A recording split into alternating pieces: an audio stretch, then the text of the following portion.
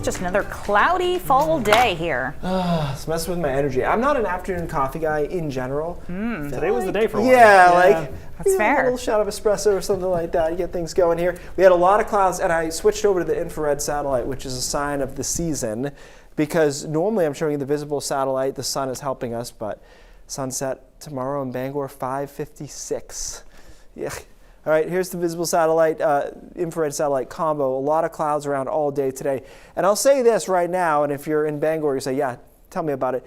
There were a lot more showers up that way than I anticipated today. It looked like just a couple of sprinkles on pretty much every model that we had, and yet here we are, and this is probably the second or third round of legitimate showers through Bangor and Bar Harbor. So it's been fairly wet there, and a couple of those are heavier in downpours, at least according to the reflectivity of the radar here. All this is moving off to the north and east, and it'll settle down over the next few hours, but that was a lot more showers than I thought would be there. The rest of us pretty much cloudy, and that's what I would think. Here's that upper level low that's been sitting out there for a while. It just kind of slowly shifted to the south and east just enough that gave us that extra moisture for today.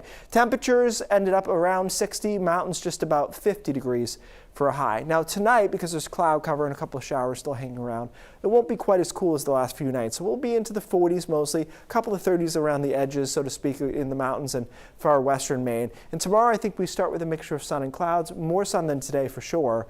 But by the afternoon we cloud up and showers start popping up. And there's a pretty good chance of showers, especially in the higher terrain, but even to the immediate coastline by tomorrow night. Could be a quick thunder shower in one of these, and a little bit of small hail is a possibility too. So this is our best chance of showers this week is tomorrow afternoon. We're dry on Friday, but it's going to feel cool. Breezy, only in the 50s, and cloudy. So you can figure out the net effect of that. Weekend still looks good. We are just ripping this out of the jaws of defeat here because we've got a low that looks like it will stay to our south. That's a big storm. Another storm that will stay just to our north, and we're trying to live right here in between those two over the weekend, and it looks like we're going to be able to do it, but wow, it's really close. And when you look at the total rainfall amounts for the weekend, you'll see a bunch of rain up here and a bunch of rain down here. So if we can stay there, we'll be in good shape. I think we'll see a decent amount of cloud cover, obviously being between those two storms.